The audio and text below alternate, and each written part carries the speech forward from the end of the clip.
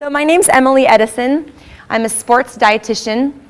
We hear a lot about how much food should be in my portion. How much food should I be eating? And I find that when we look at the label on something, I'll just pull, this one's not the best example. Let's go like this. So when we pull out this is just oatmeal. And I pull out the label on this, and what I see is serving size, half cup. So is that how much I'm supposed to eat? Does anybody know? And is that cooked or uncooked? It's uncooked. Okay.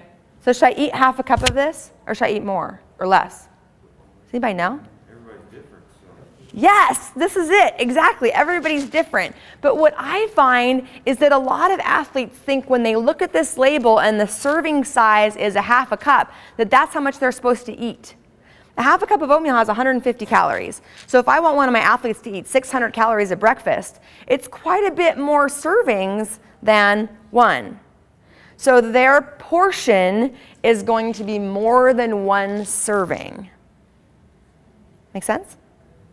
So I think that's interesting, and it's an interesting topic to bring up with your athletes, that when we read the side of a cereal box or a cracker box or whatever, and it says serving size X number, that's just giving you reference for what these values are talking about. So a half a cup of this has 3 grams of fat and 27 grams of carbohydrate, so on and so forth, just a reference.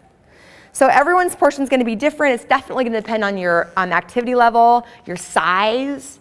Certainly, it's someone who's bigger is going to take more serving sizes than someone who's not. So how do we know how many servings we're supposed to have? What's the best way? About whether, like, if you're hungry and then if you're full or satisfied with what you've had. Our bodies have this amazing machine inside that if we listen to it, it's going to tell us how much we need to eat. If we don't eat when we're not hungry,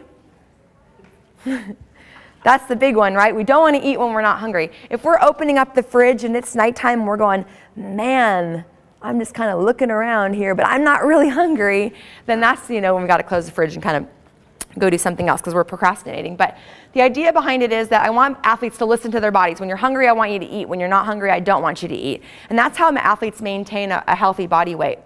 Now, if an athlete needs to gain weight, they need to eat when they're not hungry. And that's sometimes hard.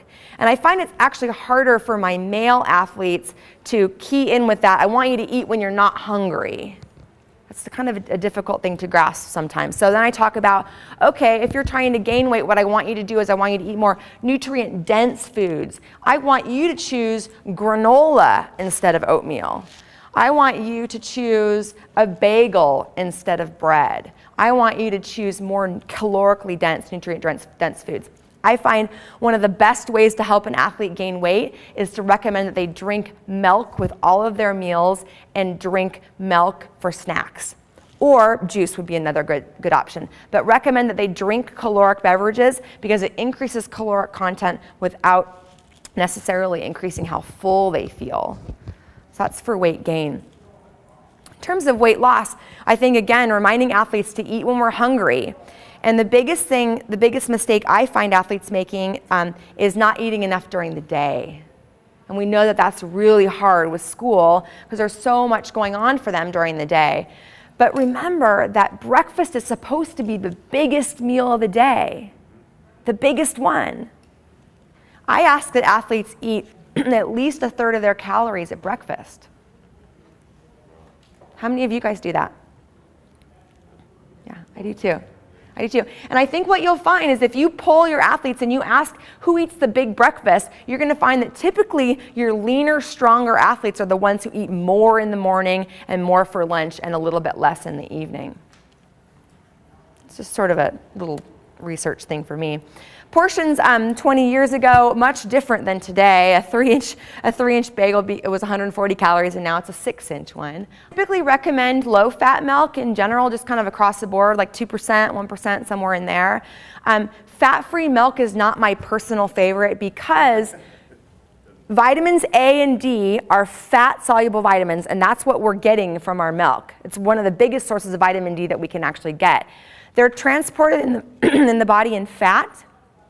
So if we don't have any fat present when we're drinking the milk, there's no transporter for them to get into the systems. So I do recommend at least 1%. For an athlete who it does need to gain a significant amount of weight, though, I sometimes do recommend whole milk because it has more calories in it. Yeah, and there's nothing that would say that that's a bad for them or it's going to cause high cholesterol or anything like that. I'm not worried about that. If it's someone who's like managing weight, though, I would recommend something more like 1%. Portion sizes, again, I just think it's kind of interesting. Do you guys find this kind of fascinating that this was only 20 years ago and things are so much bigger?